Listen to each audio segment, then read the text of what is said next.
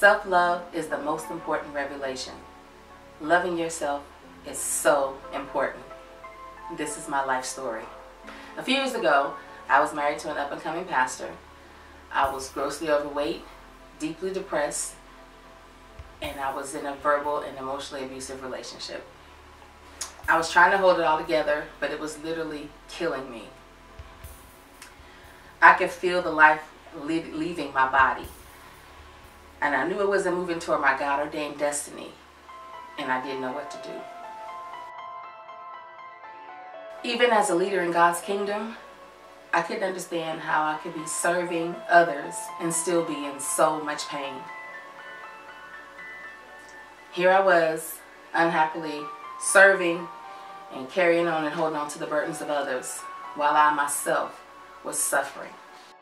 After a while, the unhappiness began to manifest in my weight. It just kept piling on and piling on. I couldn't even stand to look at myself in the mirror, not even for a little bit. I would half comb my hair and throw on whatever clothes I could find that fit me, thinking that that would mask my shame and my pain as I tried to hide from the rest of the world. I took excellent care of my family. My kids were always looking good. My ex-husband always made sure he looked good, but not myself. I was longing for a desperately needed change, and I didn't know how to get out of the mess that I created for my life. I just wanted to stop the world and get off and just go and disappear. My epiphany came through my earthly rock, my mother.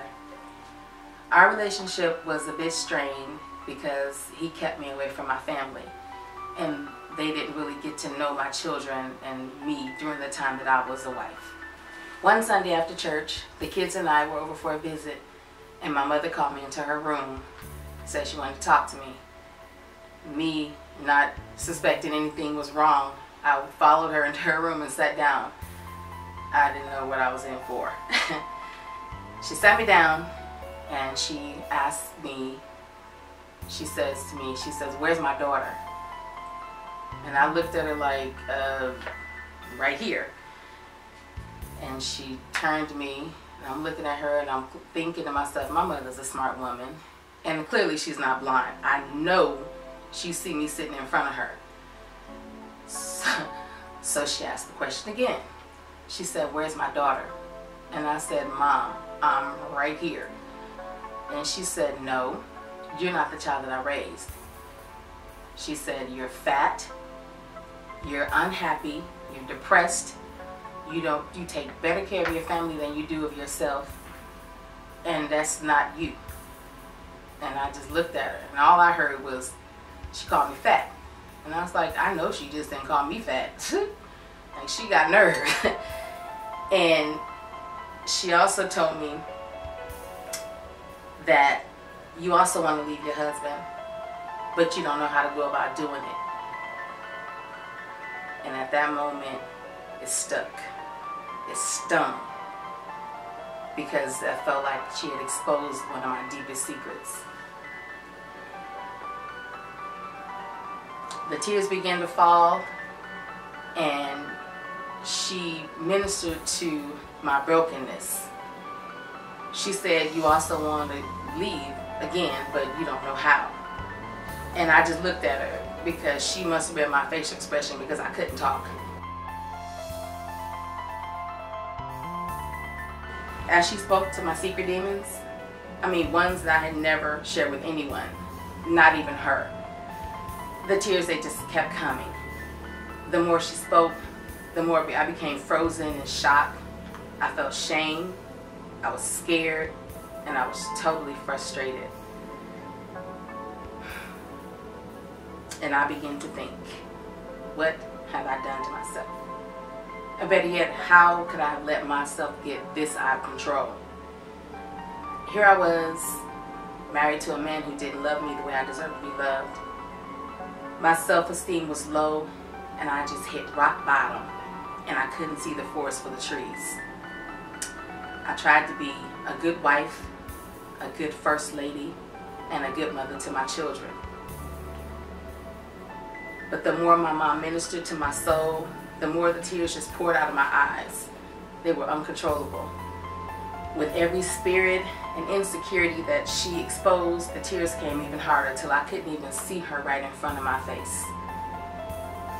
On that drive home, I don't even remember how I got home. I just remember pulling into my garage and I felt numb.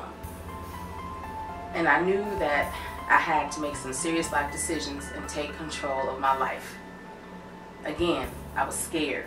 I had no job, no college degree, and I was fat. Because, remember, she reminded me of that. I also had 2 children who I knew depended solely on me.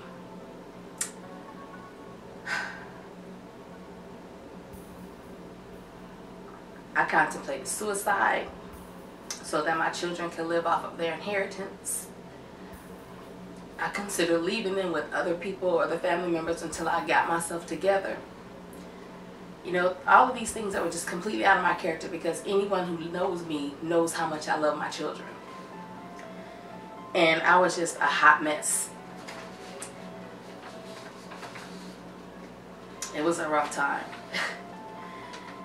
And soon after, we got divorced.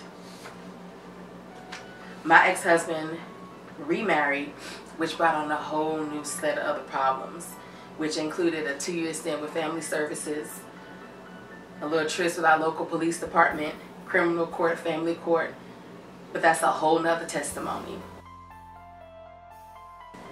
So fast forward 6 years later, I've maintained a healthy weight and maintained the self-love, which is most important, that reflects in my outer as well as my inner person. I'm raising my 2 sons in the absence of their father, but with the help of God, a supportive immediate family and extended family and friends, a tremendous unit of loved ones who have embraced me and my children, we are more than okay. My 2 handsome boys are flourishing in school. They're operating within their spiritual gifts. And me, myself, I will be returning to school soon to pursue a bachelor's degree in speech and language pathology. So today, I'm getting my life back together, but in God's order. We are overcomers, and I express that to my children on the daily, that no matter what we've been through, it unified us, we're fortified, we're strong, and we're going to be okay. It wasn't easy making that transition, especially while living in the fishbowl, when everybody and their mama knows your business and they know who you are, or they think they know your business. We made it through. And I thank God for the second chance to fulfill my destiny, because now when I wake up, I thank God for another chance, for a new possibility to go after my destiny and to further fulfill that. I continue to nurture and raise my children within their spiritual gifts and aim them in the right direction, because our village is deep, and I wake up happy, and that's important. It may not always be peaches and cream, but I do know this: with God, all things are possible to those who believe, and I made myself a believer.